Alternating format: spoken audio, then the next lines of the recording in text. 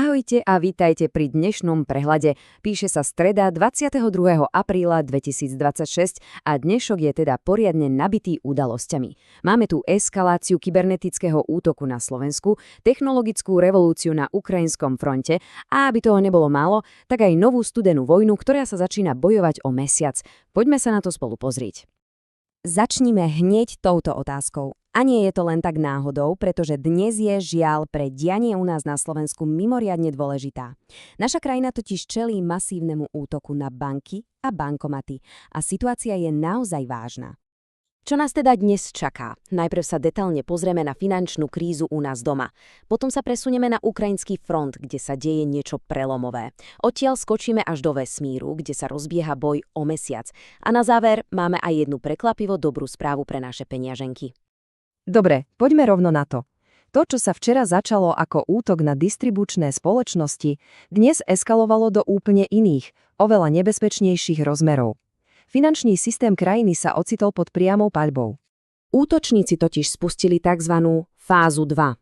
A tá je oveľa zákernejšia, pretože sa zameriava priamo na srdce ekonomiky, na finančnú infraštruktúru.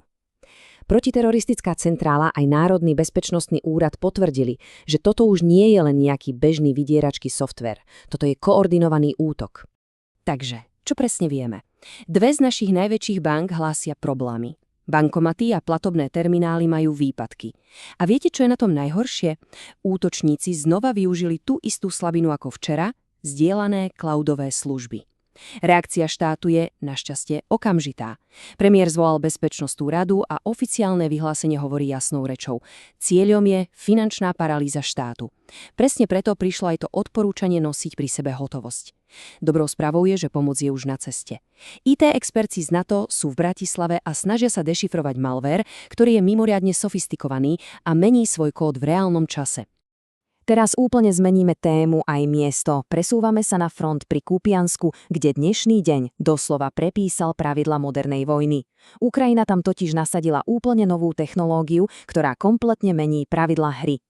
A celé to stojí na koncepte, ktorému sa hovorí rojová inteligencia. Čo to vlastne znamená? No predstavte si krdeľ 50 dronov, ktoré neletia každý sám za seba. Oni fungujú ako jeden jediný organizmus. Medzi sebou komunikujú, koordinujú svoje útoky a to všetko bez potreby GPS signálu alebo neustálych príkazov od operátora. A toto je prvýkrát v histórii, čo sa niečo takéto použilo v reálnom boji. Ale to nie je všetko. Tu je ten skutočný game changer. Doteraz sa ruské sily naučili, ako klamať drony s termovíziou. Jednoducho rozmiestnili tepelné námnady, ktoré zmiatli senzory. Lenže tieto nové drony majú niečo úplne iné. Akustické senzory. Oni doslova počujú. Počujú zvuk motorov a údajne dokonca aj šepot vojakov v zákopoch. A vďaka tomu dokážu s neuveriteľnou preslosťou odlíšiť falošnú námnadu od skutočného tanku alebo vojaka. A aký to malo okamžitý dopad na boisku? Absolútne šokujúci. Ruské jednotky boli touto technológiou tak zaskočené, že sa museli okamžite stiahnuť o celé 3 kilometre, aby sa vôbec pokúsili nájsť nejaký spôsob, ako sa proti týmto počujúcim dronom brániť. Z boiska na Zemi sa teraz pozrime do vesmíru, pretože napätie sa prenáša aj tam. Len pred 2 dňami NASA a Európska vesmírna agentúra s veľkou slávou podpísali dohodu o spoločnom využívaní zdrojov vody na mesiaci. Dnes však prišla ľadová sprcha priamo z Pekingu. Toto je priame a absolútne nekompromisné vyhlásenie čínskej vesmírnej agentúry. V podstate hovoria, že akákoľvek dohoda, ktorú uzavre základ bez nich a bez mandátu OSN, je pre nich len zdrab papiera. A Čína samozrejme nezostala len pri slovách, okamžite prešla k činom. K južnému pólu mesiaca už mierí ich ďalší robotický modul a jeho misia je úplne jasná – pristáť v kráteri Amundsen, ktorý mimochodom susedí s americko-európskou zónou a symbolicky si nárokovať tamojšie obrovské zásoby vodného ľadu. Experti to zhrnuli asi najlepšie, ako sa dalo. Z mesiaca sa nám pred očami stáva divoký západ 21. storočia. Staré dohody už jednoducho neplatia. A o tom, komu budú patriť nerastné suroviny, rozhodne ten, kto sa tam dostane ako prvý a dokáže si svoje nároky aj udržať. A teraz, uprostred všetkého tohto napätia a chaosu, prichádza jedna správa, ktorá je prekvapivo dobrá a týka sa nás všetkých.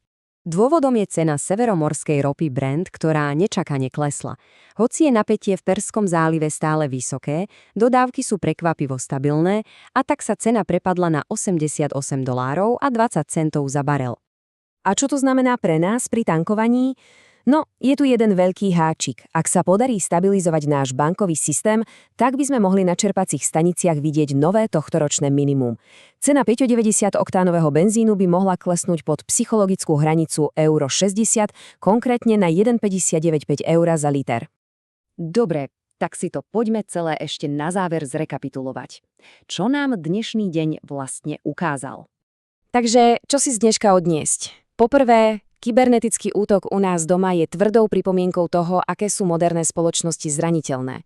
Po druhé, nové dróny na ukrajinskom fronte dokazujú, že technologická inovácia môže v okamihu zmeniť rovnováhu síl na bojisku. Čínsky postoj k mesiacu nám zase signalizuje, že boj o zdroje sa už dávno neobmedzuje len na našu planétu. A napokon aj v časoch najväčšieho napätia sa môže objaviť nečakaná dobrá správa, ako napríklad očakávaný pokles cien benzínu. A úplne na záver, ak dovolíte, ešte pár slov odo mne. Milý divák, diváčka, veľmi si cením úprimnosť a otvorenosť a preto budem teraz úprimný a otvorený aj ja. Tento kanál funguje úplne bez reklam. Mojím cieľom je prinášať aktuálne informácie každý jeden deň. Nežiadam o žiadnu finančnú podporu, ale je v moci každého, kto toto sleduje, pomôcť tomuto kanálu rásť. Každý like a odber totiž pomôže tomu, aby algoritmy posunuli tieto informácie vyššie a dostali sa tak k viacerým ľuďom. Bude ma to veľmi motivovať robiť to ďalej a stále kvalitnejšie. Budem preto veľmi vďačný za každý like a odber. Vopred za to ďakujem a prajem napriek všetkému pokojný zvyšok dňa.